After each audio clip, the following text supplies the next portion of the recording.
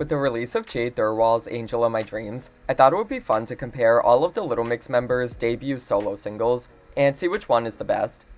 Keep in mind, this is just my opinion, and I certainly don't expect everyone to agree with everything I say, so don't take this as fact or whatever. I just love Little Mix, and thought it would be interesting to see the different directions each of the girls took. Let's start with Jesy Nelson, who left the group in 2020. After signing a deal with Polydor Records, she teased new music in August 2021, saying she was making the music she always wanted to, and that no one was going to expect what she had in store. As the first member to release solo music, expectations were pretty high. Would she live up to the standard of excellence set by Little Mix? No, she wouldn't, not even at all. Yeah, I'm not going to mince words here. Jesy's debut, Boys featuring Nicki Minaj, was a disaster. The song is a hip-hop and R&B track that interpolates P. Diddy's 2001 hit Bad Boy for Life, which in itself pretty much retroactively taints the song, given what's come to light about him in the last year.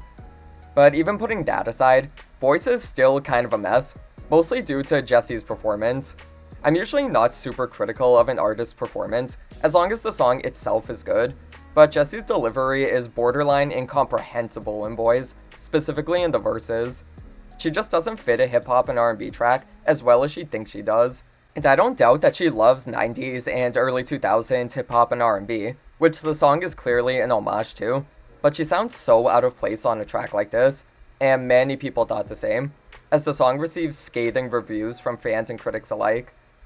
I'll admit, I actually kind of like Boys in a guilty pleasure way. Like, yeah, it's definitely not a great song, but I think that's mostly due to Jesy's performance. It's still catchy and enjoyable, and Nicki's verse is pretty good. But yeah, it's hard to get over Jesy cosplaying as this badass 2000s hip-hop star. And speaking of, her appearance in the video especially got backlash for cultural appropriation and blackfishing. She offered an apology, and even Nicki came to her defense on an Instagram Live, but at that point, the damage was done. Her performance at the 2021 Jingle Bell Ball was the final nail in the coffin for Boys, not only for being fairly lackluster, but also for the part when she yelled if the crowd was ready, and you could clearly hear someone scream "No, we're not," which became its own little viral moment. Honestly, that still hasn't gotten old to me. For as much as I kind of enjoyed the song, I can admit it's easily the worst solo debut in recent memory, and one that Jesy really hasn't been able to recover from since. Well, the good news is, it can only go up from here, and it certainly did with Liam Pinnock's debut, Don't Say Love, released in June 2023. The song is a UK garage and dance track, reminiscent of the early 2000s. It sounds like an updated version of Mystique, specifically songs like One Night Stand and All I Want, with a little bit of Amapiano thrown in. It's a fun, danceable bop, with lyrics about not needing external validation and wanting something real. I enjoy Don't Say Love, but I'll admit, I hardly ever listen to it anymore. I just don't feel compelled to go back to it all that much. Not because it's a bad song, but it just doesn't go over the top enough. Like, it's enjoyable, but it feels more like an album cut to me. In all fairness, my judgment is probably clouded due to her follow-up single, My Love, just blowing it out of the water in my opinion. That one is my personal favorite of all the girls' solo output. It is a serious banger. I guess it sort of overshadowed Don't Say Love for me, and I personally think it would have made for a better debut. Not to say Don't Say Love was a poor choice at all, but it doesn't have the immediate wow factor or memorability of My Love, in my opinion. Still, it's a solid track that's worth checking out, and while you're at it, check out her EP No Hard Feelings. I'll Still Be Here is a bop. Moving on, the next solo debut was Perrie Edwards' Forget About Us, which dropped in April 2024. It was actually co-written by Ed Sheeran, which you could tell since it's a pop, almost folksy power ballad about reminiscing on a past relationship. The lyrics could potentially be about Perrie's ex-fiancé Zayn Malik, but this is unconfirmed as of now. Forget About Us is cute. She's a cute girl, but I won't lie, I forgot about it about a month after it came out. Just like Don't Say Love, I feel like this one is more of an album track. Not a particular standout, just a perfectly adequate pop song, which there's nothing wrong with at all, but I feel like it doesn't quite stick the landing as a big solo debut. I don't mean this in a super negative way, but it definitely gives me supermarket or retail shop playlist vibes. The kind of generic enough, agreeable, pleasant pop song that your mom would hum along with in a TJ Maxx, which makes sense given Ed Sheeran's involvement.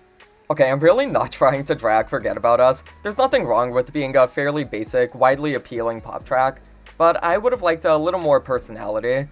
Her follow-up single, Tears, I thought was better in that regard, since it does have a more distinct and memorable sound.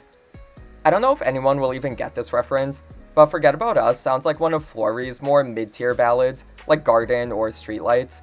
Good songs, but I don't revisit them, since they kind of sound like radio filler.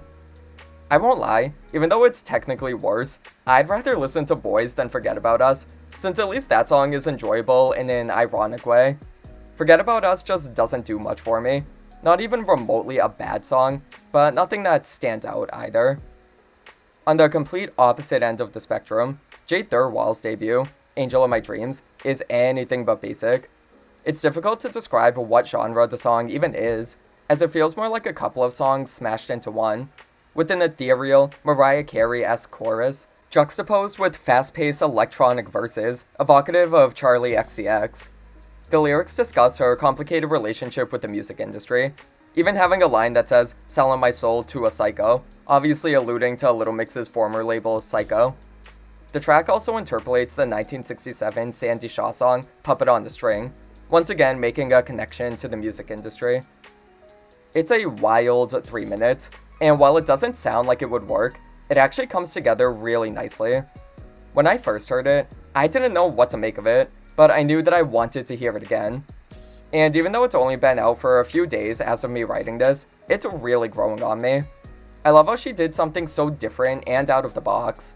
It reminds me a lot of Girls Aloud, and how their songs would sometimes have a bunch of different sections that wouldn't sound like they'd work together, but somehow did. I also really love the video. The character in the blonde wig gives me major Christina Aguilera vibes, especially with the gum. If you know, you know. Even though it feels a little too early to say this, I think Angel of My Dreams is the best solo Little Mix debut. Not just for the sake of being experimental and different, but because its experimentalness paid off in a huge way. If this is a glimpse of the solo music we'll be getting from Jade, then I'm very excited to see what else she has in store.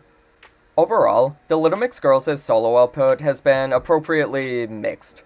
I'd say so far Leanne has the most consistent and best offerings, but that's not really saying much given the other three literally only have 1 or 2 songs so far, and she's the only one who's even released an EP. Still, I'm definitely gonna keep up with all their releases and continue to root for their success. But what do y'all think? Who had the best debut in your opinion? And who are you most excited to hear more from? Let me know in the comments, and I'll see you next time.